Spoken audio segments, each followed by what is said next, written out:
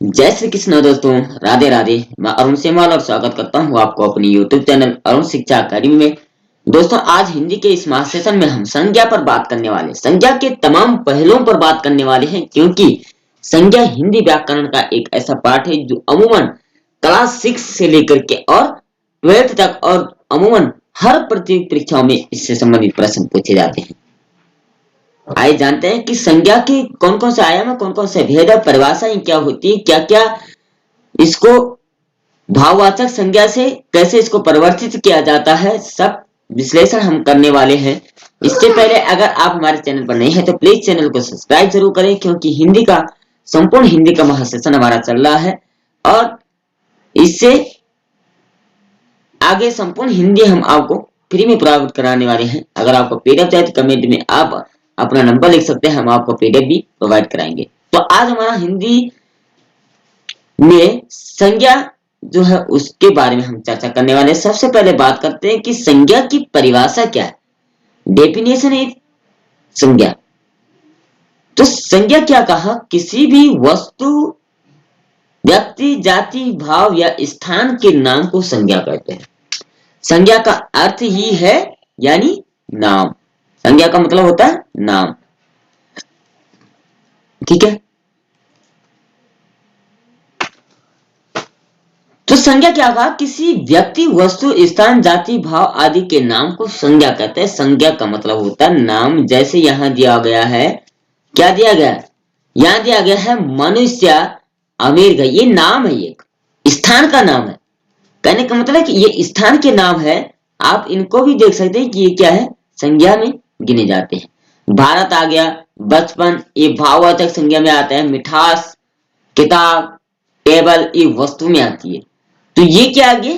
संज्ञा के भेद। संज्ञा को हम इस डायग्राम से समझेंगे। संज्ञा का मतलब है कि दो मान्यताएं इसकी है, एक प्राचीन मान्यता, एक आधुनिक। आधुनिक मान्यता का मतलब जो इस समय प्रचलित में है, और प्राचीन का मतलब होता है जो प्राचीन काल से चली आ रही मान्यता है। तो प्राचीन काल से अगर मान्यता की बात करें तो प्राचीन काल की मान्यता के अनुसार संज्ञा के 5 भेद होते हैं।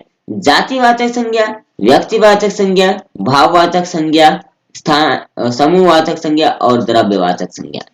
ये प्राचीन मान्यता के अनुसार है। जातिवाचक संज्ञा में क्या क्या आ गया? जातिवाचक में आ गया जैसे मनुष्य, ठीक है, ये जाति में आते हैं। स्थान में कौन से आ गए? जैसे भारत, अमेरिका। भाव में क्या आ गए? मिठास, बचपन। समूह में क्या आ गया? सेना, स्कूल। ठीक है। और द्रव्य में कैसा आ गया? सोना, चांदी, ये पदार्थ आ गए। ठीक है। लेकिन आधुनिक काल के अनुसार अगर हम बात करते हैं, आधुनिक मान्यता जो इस समय प्रचलित में है, तो 3 प्रकार ही संज्ञा के भेद होते हैं। अगर अगर हम ऐसे में आपको नहीं समझाएंगे तो फिर आप समझेंगे कि संज्ञा की तो हमने 3 ही भेद पढ़े हुए, ये 2 भेद कहां से आ गए? तो ये प्राचीन मान्यता के अनुसार है, समूहवाचक और द्रव्यवाचक। लेकिन आधुनिक मान्यता के अनुसार प्रचलित में 3 ही संज्ञाएं हैं, जातिवाचक, व्यक्तिवाचक और भाववाचक। ठीक है। इसको हम विस्तृत रूप में जानेंगे। संज्ञा के भेद बताए हैं। संज्ञा के 5 भेद है: व्यक्तिवाचक संज्ञा, भाववाचक संज्ञा, जातिवाचक संज्ञा, द्रव्यवाचक संज्ञा, समूह या समुदायवाचक। गांव भी समूह में आता है। समूह का मतलब होता है जहां 2 या 2 से अधिक लोग खड़े हो जाते हैं, वो समूह में आ जाता है। 3 भी समूह में आता है। ठीक है। परिवार भी समूह में आता है। तो सबसे पहले जान लेते हैं आपको कि व्यक्तिवाचक संज्ञा क्या है, इसकी परिभाषाएं क्या होती है। तो व्यक्तिवाचक संज्ञा यानी प्रॉपर नाउन जो अगर कहा जाता है, तो व्यक्तिवाचक संज्ञा एक ऐसा नाम है जो केवल एक व्यक्ति, स्थान, वस्तु को संदर्भित करता है। यानी आपको इतना याद रखना होगा, प्रश्न कभी बनता है व्यक्तिवाचक संज्ञा किसे कहते हैं, तो वस्तु, स्थान और व्यक्ति, वस्तु, स्थान को व्यक्तिवाचक संज्ञा कहा जाता है। और इसके लिए कोई सामान्य नाम नहीं है। निम्नलिखित अंग्रेजी में एक व्यक्तिवाचक संज्ञा हमेशा बड़े अक्षरों में शुरू होता है। अंग्रेजी में व्यक्तिवाचक संज्ञा हमेशा बड़े अक्षरों में शुरू होता है। लेकिन किसी व्यक्ति विशेष, उदाहरण के लिए मेलबर्न एक स्थान है, यह केवल एक विशेष शहर नहीं बल्कि संदर्भित शहर करता है। स्टीव किसी एक विशेष व्यक्ति का नाम, जैसे हम नरेंद्र मोदी कह सकते हैं, विशेष व्यक्ति आ गए जो प्रसिद्ध है, जिसको लगभग सभी लोग जानते हैं। अब आप ऐसे व्यक्ति का नाम कहेंगे कि जो गांव में ही उत्पन्न है और उसको गांव से बाहर कोई नहीं जानता, तो वो विशेष में नहीं आएगा। ऑस्ट्रेलिया, ऑस्ट्रेलिया का नाम सभी लोग जानते हैं। क्या कहा? किसी वस्तु, स्थान, व्यक्ति, ये तीन चीजें व्यक्तिवाचक संज्ञा के अंदर आती हैं। वो भी कहा है विशेष। ठीक है, इसको जो संदर्भित करता है, जैसे ना अन्य नाम केवल एक देश के लिए ही निर्धारित होता है। ठीक है, समझ में आया होगा आपके। यानी व्यक्तिवाचक संज्ञा जो है किसी विशेष व्यक्ति, वस्तु, स्थान। स्थान तो आपके यहाँ भी बहुत सारे होंगे, लेकिन मसूरी जैसा, ठीक है, सुकंडा पर्वत, या कहते हैं मनसा देवी पर्वत, वैष्णो देवी पर्वत, तो ये स्थान देहरादून, दिल्ली, बंबई, लखनऊ, तो ये स्थान ऐसे है जो प्रसिद्ध है, लगभग सभी लोग इसको जानते हैं। अब आप ऐसे स्थान का नाम बताएंगे जो दूसरा नहीं जानता, तो आपको गलत ही मानेगा। ठीक है, इसलिए विशेष व्यक्ति, वस्तु, स्थान आदि के नाम को व्यक्तिवाचक संज्ञा कहा जाता है। बात करें दूसरे नंबर पर आता है जातिवाचक संज्ञा। जातिवाचक संज्ञा कॉमन नाउन जो है, तो ये जिन संज्ञाओं से किसी जाति के अंतर्गत आने वाले सभी व्यक्तियों, वस्तुओं, स्थानों का बोध होता है, जातिवाचक संज्ञा कहता है। पीछे ऊपर क्या दिया गया था? व्यक्तिवाचक संज्ञा में था किसी विशेष व्यक्ति, वस्तु, स्थान, और यहां भी वही दिया हुआ है, किसी विशेष व्यक्ति, वस्तु, स्थान के नाम का बोध होता है, वो जातिवाचक संज्ञा कहलाता है। जैसे गाय, ये जाति है, ये गाय, गाय कहने से पहाड़ी, हरियाणवी, जर्सी, देसी, विदेशी, फ्रोजेन आदि, मतलब एक गाय ही है, नाम एक, संज्ञा आ गई है, एक नाम आ गया गाय। अब लोग कहेंगे गाय कैसी?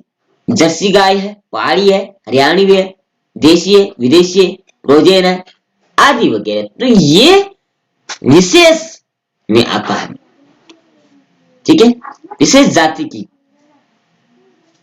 तो इन सभी प्रकार के गायों का बोध होता है, क्योंकि गाय जानवरों की एक जाति आ गई। जाति का मतलब ये नहीं कि भट्ट हो गया, सेमाल हो गया, पवार हो गया, तो ये जाति नहीं, ये तो मनुष्य की एक जाति का मतलब है कि ये गाय जाति है, पर भैंस जाति है, बकरी जाति है, ये कौन सी योनि की है। ठीक है, तो इस नदी, इसके अंतर्गत सभी नदियां आती है, गंगा, जमुना, सरयू, ब्रह्मपुत्र, सिंधु आदि। मतलब अगर नदी की बात कर दी तो सारी नदियां आ गई, जितनी नदियां, उसमें गंगा ही प्रसिद्ध नहीं है, बल्कि इसमें जमुना भी आ गई, सरस्वती, सरयू, ब्रह्मपुत्र, सिंधु, कावेरी, कृष्णा, ये सब उसके अंदर आ गए। ठीक है, तो यह आता विशेष नाम। समझ में आया आपको? किसी व्यक्ति, वस्तु, स्थान आदि के नाम को जातिवाचक संज्ञा कहते हैं। ठीक है, बात करते हैं तीसरे नंबर पर भाववाचक संज्ञा। जिन संज्ञाओं से पदार्थों या व्यक्तियों के धर्म, गुण, दोष, आकार, अवस्था, व्यापार या चेष्टा, क्या कहा? धर्म, सॉरी, क्या कहा? ठीक है, अब बात करते हैं हम यहाँ पे, यानी भाववाचक संज्ञाओं की रचना कैसे हुई है। ठीक है, जबकि ये अस्पर्श है, इसको स्पर्श नहीं किया जा सकता। कुछ संज्ञाएं मूलतः भाव से होती है, जैसे सत्य, प्रेम, सुख, घृणा, आनंद, क्षमा, जन्म, ये भाव है हमारे। मैंने पहले कहा ना कि हमारे भाव कैसे होते हैं, किसको देखने का नजरिया हमारा कैसा है, उसी से भाव उद्धृत होते हैं। परंतु कुछ शब्दों में प्रत्यय जोड़कर उन्हें भाववाचक संज्ञा में परिवर्तित किया जाता है। कुछ ऐसे हैं जो जातिवाचक से उसे भाववाचक बनाया जाता है, या व्यक्तिवाचक से उसे भाववाचक बनाया जाता है। प्रत्यय जोड़कर भी उसे भाववाचक बना सकते। कुछ ऐसे नेचुरली होते हैं, कुछ बनाए जाते हैं। भाववाचक संज्ञाएं 5 प्रकार के शब्दों से बनाई जाती है। एक तो जातिवाचक से भी बनाई जाती है भाववाचक, एक सर्वनामों से बनाए जाते हैं, एक विशेषणों से बनाए जाते हैं, एक क्रियाओं से बनाए जाते हैं और एक अव्ययों से बनाए जाते हैं। सबसे पहले हम बात करते हैं कि जातिवाचक से कैसे बनाए जाते हैं। यानी ईश्वर एक जाति है, भाव क्या होंगे? ऐश्वर्य, इसके अंदर ऐश्वर्य गुण विराजमान है, ईश्वरत्व मनुष्य एक जाति है, मनुष्यता उसका भाव हो गया। आदमी एक जाति है, आदमीयता उसका भाव हो गया। इंसान एक जाति है, इंसानियत उसका भाव हो गया। कुमार एक जाति है, कौमार्य उसका भाव हो गया। किशोर एक जाति है, कैशोर्य इसका एक भाव हो गया। ठीक है, जैसे पंच, पंचायत उसका भाव हो गया, पंच का पंचायत करना इसका भाव हो गया। गुंडा का गुंडागर्दी उसका भाव हो गया। चिकित्सक का चिकित्सा उसका भाव हो गया। ठग का ठगी उसका भाव हो गया। ठाकुर का ठकुराई इसका भाव हो गया। डाकू का डकैत इसका भाव हो गया। ये भाव है जो उद्धृत हो जाते हैं।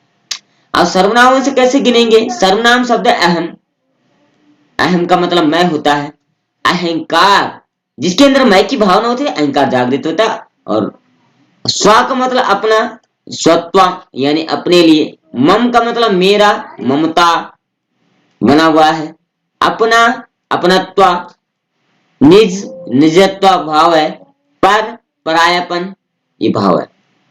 अब क्रियाओं से कैसे बनाए जाते हैं? उड़ना, उड़ान, उलझन, उलझना, उलझन, उतरना, उतार, उतराई, खींचना, खिंचाव, खेलना, खेल, खोदना, खुदाई। ये क्या है? आई प्रत्यय से जैसे ये बनाई हुई है। ठीक है, प्रत्यय लगाकर बनाई हुई है। जैसे ये उतरना, उतराई आई प्रत्यय से ये बना हुआ है। ठीक है, ये उड़ना, उड़ान अन प्रत्यय से बना हुआ है। तो ये ऐसे प्रत्यय लगाकर बनी है। अब विशेषणों से कैसे बनेंगे? भाववाचक संज्ञा, अच्छा, आई प्रत्यय से अच्छा ही बना हुआ है। अनुचित, औचित्य बना हुआ है, अनौचित्य बना हुआ है। आवश्यक, आवश्यकता इसका भाव बना हुआ है। उचित, औचित्य इसका भाव बना हुआ है। अरुण, अरुणाई इसका भाव बना हुआ है। आलसी, आलस्य इसका भाव बना हुआ है। उदार, उदारत्व भाव बना हुआ है। एक, एकता इसका भाव बना हुआ है। ठीक है, अब बात करते हैं अव्यय शब्दों से भाववाचक संज्ञा कैसे बनाई जाती है। तो दूर अव्यय शब्द है, दूरी भाववाचक। दिक, दिक्का भाववाचक। मना, मनाही भाववाचक। निकट, निकटता भाववाचक। नीचे, निचाई भाववाचक। हाहाकार भाववाचक। तेज, तेजी भाववाचक। शीघ्र, शीघ्रता भाववाचक। देर, देरी भाववाचक। समीप, समीपता भाववाचक। वाह, वाह वही वही। बहुल और बहुलता भाववाचक। तो कुल मिलाकर के ये अव्यय शब्दों से, विशेषणों से, सर्वनाम से, क्रिया से और जातिवाचक से भाववाचक संज्ञा बनाई जाती है। और कुछ स्वाभाविक रूप से नेचुरली वो भाववाचक संज्ञा में गिनी जाती है। भाव यानी मन के विचार। ठीक है, तो कुल मिलाकर के हमने संज्ञा के बारे में पढ़ा, जो 6, 7, 8, 9, 10, 12 तक तो इम्पोर्टेंट है ही, लेकिन आगे भी इम्पोर्टेंट है परीक्षाओं के लिए। आगे भी परीक्षाएं देती है, आप इनको रख लीजिए, याद कर लीजिए। नोट्स आपने बनाने हैं तो अगर पीडीएफ चाहिए आपको तो कमेंट में आप मैसेज कर सकते हैं, हम आपको पीडीएफ प्रोवाइड कराएंगे। और समय समय पर ऐसे ही वीडियो देखने के लिए चैनल सब्सक्राइब करें और कमेंट में जय श्री कृष्ण लिखते हुए कल फिर मिलते हैं। आज के लिए इतना ही। जय श्री कृष्ण, राधे राधे।